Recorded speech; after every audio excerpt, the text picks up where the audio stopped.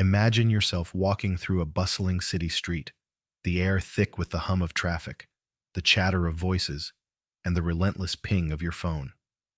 Your mind is a tangle of thoughts, deadlines looming, bills unpaid, a vague sense that you're missing something vital, something that would make this chaos feel worthwhile.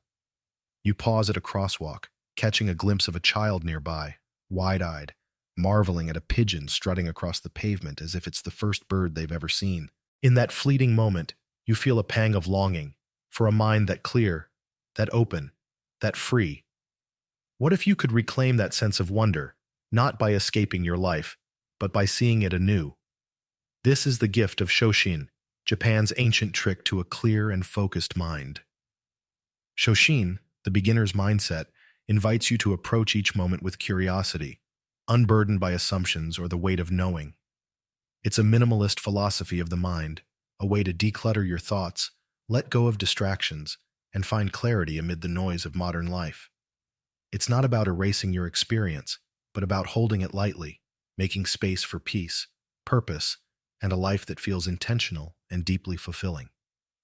Let's journey together into the heart of Shoshin, exploring how this simple yet profound practice can transform the way you live, work, and connect, guiding you toward a simpler, more meaningful existence. Shoshin, a term rooted in Zen Buddhism, translates to beginner's mind. The word breaks into sho, first beginning, and shin, mind-heart, evoking a state of pure openness, like a child encountering the world for the first time.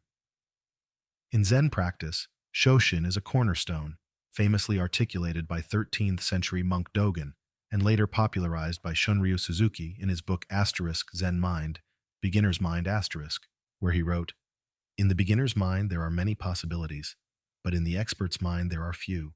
This isn't about ignorance or naivety, it's about humility, curiosity, and the courage to let go of preconceptions." Historically, Shoshin emerged in the context of Zen meditation, where monks were encouraged to approach each sitting as if it were their first, free from the baggage of past sessions or the pressure of mastery. Philosophically, it draws from the Zen emphasis on presence and non-attachment, aligning with the idea that clinging to knowing clouds the mind, while openness invites clarity. In Japan, this mindset extends beyond the temple, woven into cultural practices like tea ceremonies, where practitioners approach each ritual with fresh reverence, or calligraphy, where every stroke is a new act of creation. Shoshin is a rebellion against the rigidity of habit, a call to see the world, and yourself, with eyes unclouded by judgment or expectation. This resonates deeply in today's world, where your mind is under siege. You wake to a barrage of notifications, each demanding a slice of your attention. Work piles up, deadlines pressing against your sense of control. Consumerism whispers that happiness lies in the next gadget, the trendier outfit, the bigger house, yet each purchase leaves you feeling emptier. Financial anxiety gnaws at you, rent, groceries, savings that never seem to grow, fueling a cycle of worry. Digital distraction is relentless. You pick up your phone to check one message and lose an hour to scrolling, disconnected from the moment. Beneath these tangible struggles lies a deeper one, a sense of overwhelm, a lack of clarity, a quiet ache for meaning. You might feel stuck, repeating the same patterns, assuming you know how each day will unfold, stressful, exhausting, unremarkable. Shoshin offers a way out, not by changing your circumstances, but by changing how you meet them. It's a mental decluttering, a minimalist approach to thought that strips away assumptions, making space for focus, peace, and purpose. Picture Elena, a 36-year-old project manager who felt like she was drowning in her own life. Her days were a blur of meetings, emails, and the pressure to perform, while her evenings were spent scrolling or worrying about her team's next deliverable. She felt disconnected from her family, her hobbies, even herself. A friend suggested Shoshin, describing it as a way to see life anew. Elena was skeptical. How could beginner's mind help when she was already overwhelmed? But she tried it. One morning, instead of diving into her inbox, she sat with her coffee and asked, "What if I don't know what today holds?" She noticed the steam rising from her mug, the sound of her kids laughing in the next room. At work, She approached a routine presentation with curiosity, asking questions she'd normally skip. The shift was subtle but profound. Her mind felt lighter, her day less heavy. Elena's experience is a testament to Shoshin's power. It doesn't require grand gestures, just a willingness to begin again. Let's explore Shoshin's essence more deeply, because its simplicity belies its depth. At its core, Shoshin is about presence, meeting each moment as it is, not as you expect it to be. It's the opposite of autopilot, that numbing state where you rush through tasks without truly seeing them. Imagine eating breakfast, but instead of tasting the food, you're mentally rehearsing your day. Shoshin asks you to taste the food, to feel the spoon in your hand, to be here. It's also about humility, recognizing that no matter how much you know, there's always more to learn. This is radical in a culture that prizes expertise and certainty. You're conditioned to project confidence, to have answers. But Shoshin suggests strength lies in questions, in admitting, I don't know. It's a philosophy of letting go, releasing the need to control, the weight of past failures, the anxiety of future unknowns. In Zen, this is tied to non-attachment, but for you, it's about mental freedom, a way to unburden your mind and focus on what matters. This mindset is profoundly minimalist, aligning with the idea of less is more. Just as minimalism in your home means keeping only what serves you, Shoshin in your mind means keeping only the thoughts that enrich you. It's a decluttering of assumptions, judgments, and mental noise, creating space for clarity and intention. In Japan, this is reflected in practices like *ichigyo-zamai*, the art of focusing on one thing at a time, whether it's sipping tea or sweeping a floor. Shoshin extends this focus to every aspect of life, inviting you to approach your work, your relationships, even your struggles, with fresh eyes. It's not about ignoring your experience, but about using it wisely, holding it loosely so it doesn't trap you. This balance, between learning and unlearning, knowing and not knowing, is where Shoshin's magic lies. The benefits of embracing Shoshin are vast, touching every corner of your existence. Mentally, it's like clearing a foggy window. By letting go of preconceptions, you reduce overthinking and create space for focus.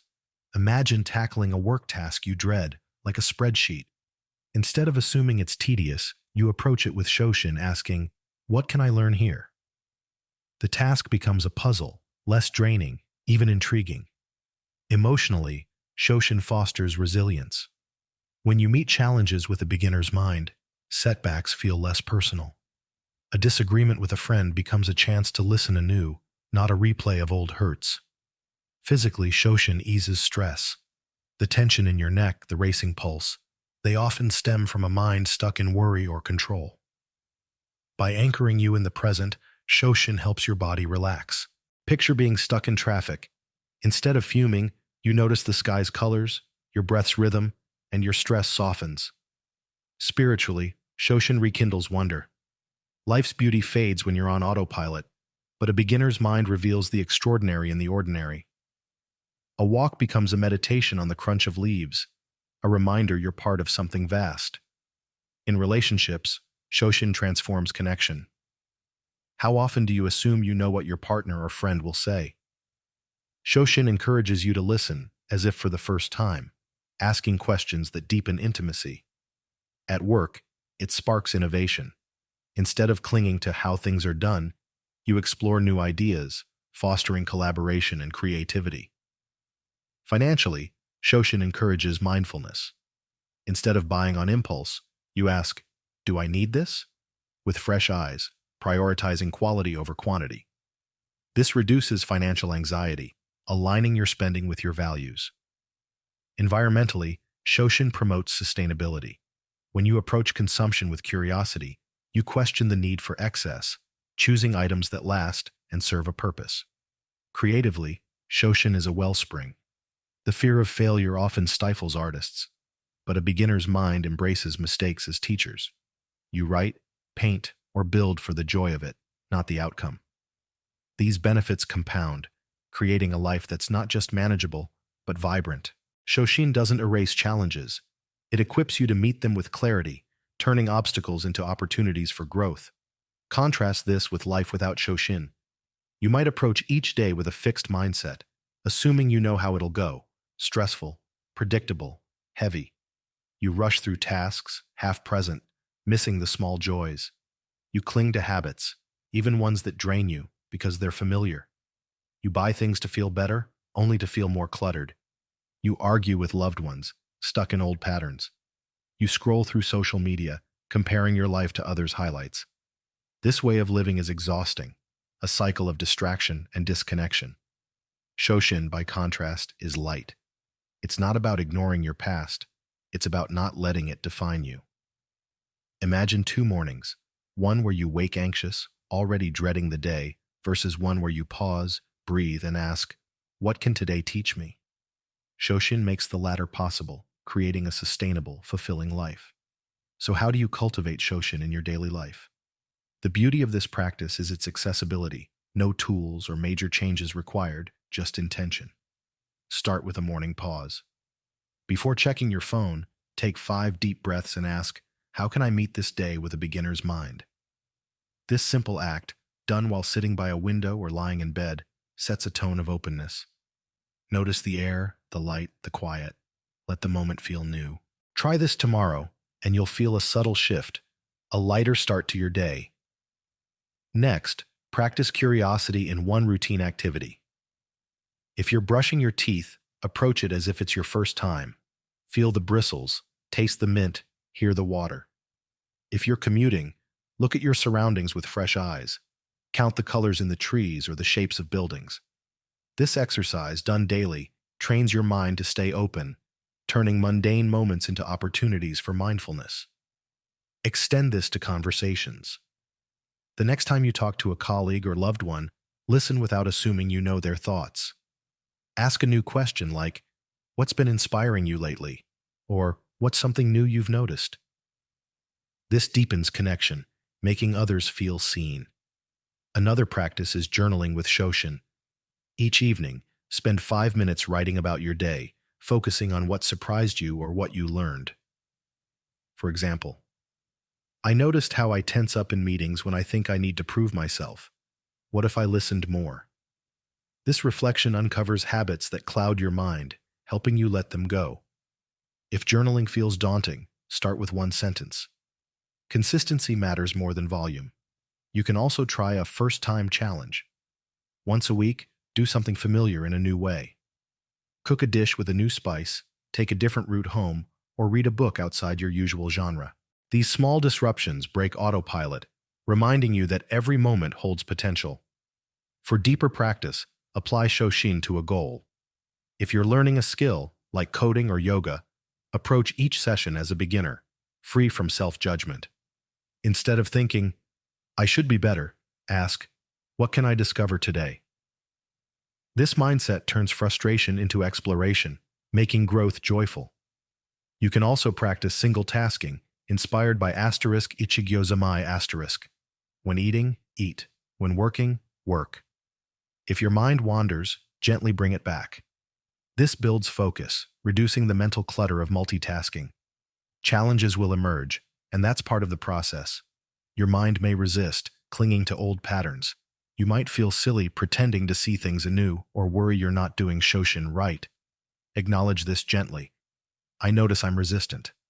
What can I learn from this?" If you're overwhelmed, scale back. Apply Shoshin to 1 moment a day, like drinking your coffee. If you forget to practice, don't judge yourself. Each day is a fresh start. Another hurdle is the cultural pressure to know everything. Admitting uncertainty can feel vulnerable, but it's a strength. Remind yourself that the most inspiring people are lifelong learners, always asking questions. If distractions pull you away, try a mindfulness anchor. When you feel scattered, pause and focus on your breath for 10 seconds. This resets your mind, making space for Shoshin. Shoshin weaves beautifully with other philosophies, adding richness to its practice.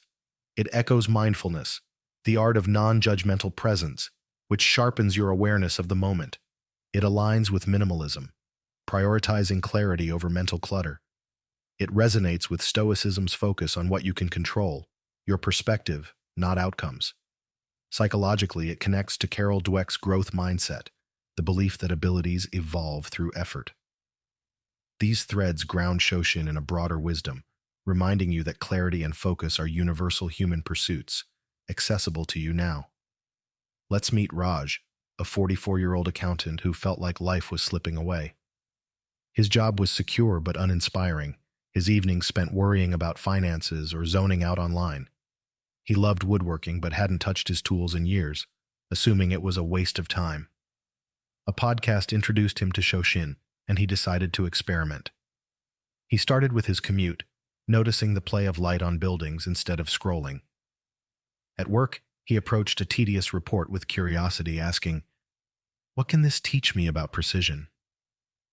At home, he dusted off his tools and spent an hour carving, savoring the wood's grain. Over weeks, Raj felt lighter. His job didn't change, but his mindset did. He began teaching his son to carve, their bond deepening. Raj's story shows that Shoshin doesn't demand a new life, just a new lens. As you embrace Shoshin, you'll notice your world shift. Your mind will feel less crowded, your days more vibrant.